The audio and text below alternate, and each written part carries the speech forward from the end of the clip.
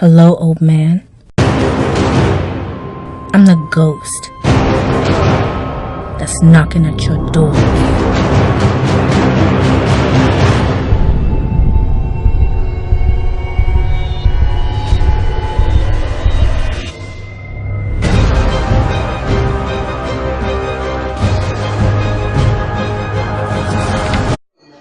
Yes, finally the long anticipated Last Man Standing is finally out.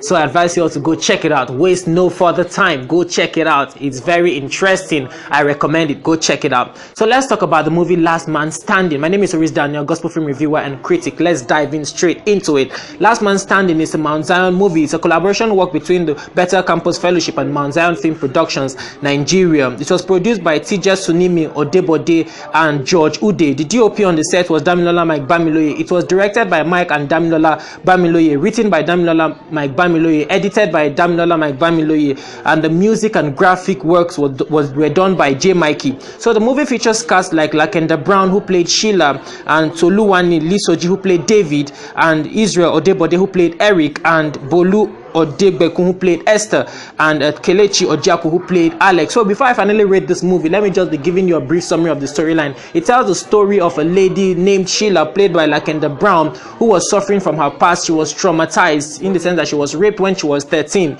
by a man, and she decided that she was infected with HIV in the process. So she felt bad about the situation. So she decided that she's going to infect other men with the virus too. 13 men or so were in her lineup, and then she decided that the culprit was going to be the last man standing. She was going to infect, hence the name of the film, Last Man Standing. On the other side of the story a couple named Kay and Esther, who Kay is a worldly man but in a kind of godly shoe. He tried to present himself as a godly person to Esther, and then he was a victim of Sheila in the sense that he had intercourse with Sheila and then contacted HIV. At the end of the day, he couldn't get married to Esther, who was a born-again sister. Ladies and gentlemen, this is all I'll be telling you about the storyline. I advise you all to go check it out so you'll not be missing anything. This is not all that happened in the story.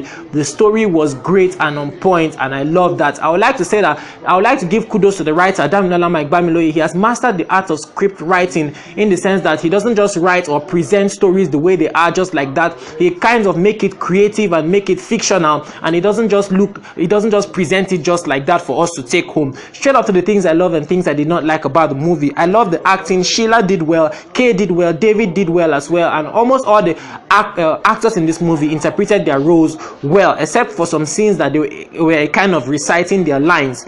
Next thing I love about the movie was drone and cinematography. The drones were beautiful, the cinematography was okay as well. Makeup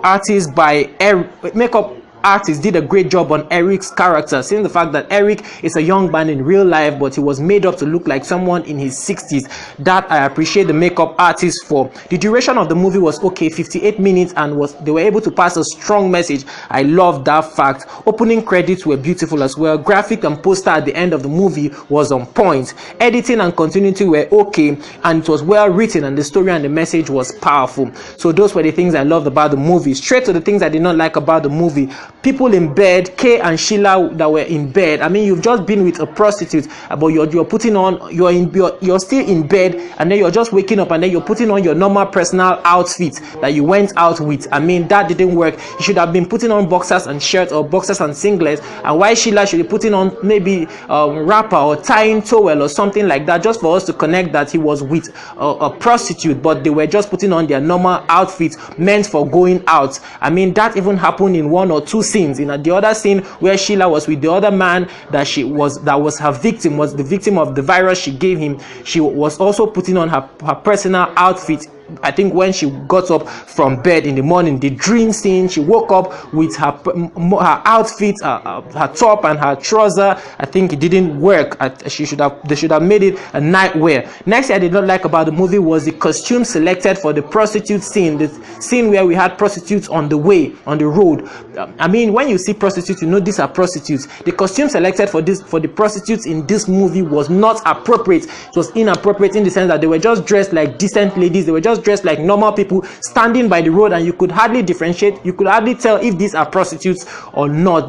Their outfits were not telling their character. It was not revealing as prostitutes usually dress. I mean, they should have made it a bit so that we can easily connect, and they should have been made up better than they were made up.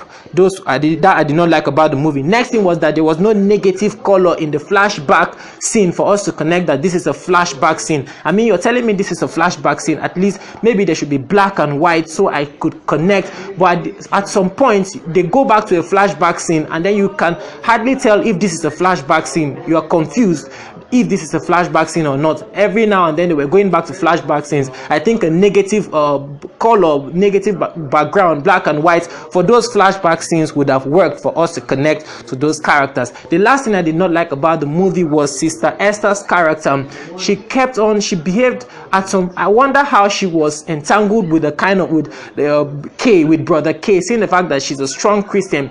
She talks too much, and she was not just representing the character perfectly. I think the character analysis for Sister Esther wasn't well done, in the sense that a born again sister is not quick to talk, quick to say something. She's just quick at just giving response. She's too active. She doesn't listen, and they're telling me this is a born again sister. Had the character analysis for Sister Esther, at the end of the day she became entangled with Brother K, who was an unbeliever. I think Sister K did not represent her role as a strong believing sister who believed in God, or who was a strong believer. She didn't really embody that character in the movie. But she acted well, don't get me wrong, she acted well.